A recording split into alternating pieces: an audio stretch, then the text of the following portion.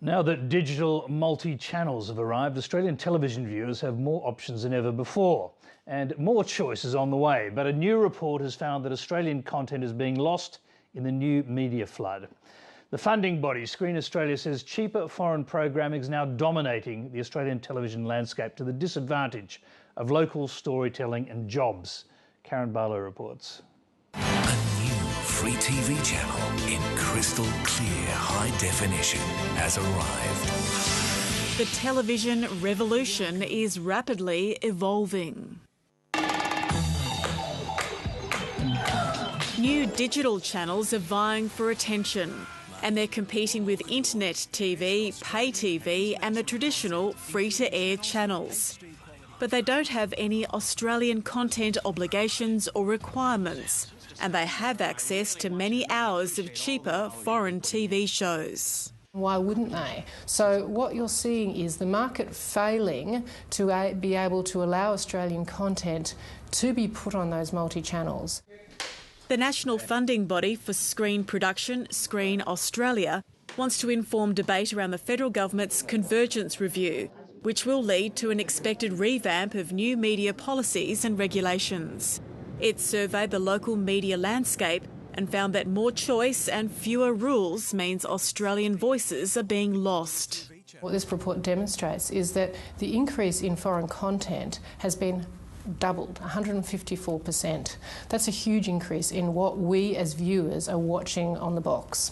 So we get a lot more content with the Australian content diluted in that huge pool of content. Screen Australia has found that Australian content across all commercial TV has dropped from 60% to 35% in 3 years. It warns this dilution is threatening the viability of the entire film and TV industry. You do the math. Why would free-to-air broadcasters do it? I'm not complaining about that. I'm saying they've got a business to run. What we're saying is, moving forward into a converged environment, is there a better way to look at government requirements and incentives? And I think there probably is. The commercial TV sector says further rules and regulations, like quotas, would be a great burden on multi-channels. The industry body, Free TV, says it's the internet which is diluting Australian content. It says that will be exacerbated by the national broadband network bringing in internet TV. It says the entire media landscape needs to be overhauled in the Convergence Review. You can't regulate the internet like you can regulate traditional media. So there's no point in trying to love the existing child to death, which is what I think this report seems to suggest is still the thinking. Audiences may just sort out what they want to see on TV anyway.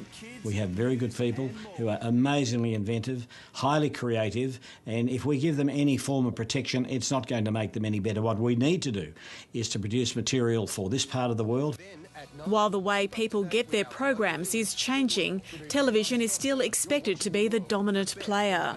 The critical thing in Australia is to make sure that we have the systems in place, whether it's the broadcasting systems or the subsidy systems in place, to make sure that we're still able to tell our own stories and for people to hear Australian voices and hear Australian stories via television programs. The final Convergence report is expected to be finalised in March. Karen Barlow, Lateline.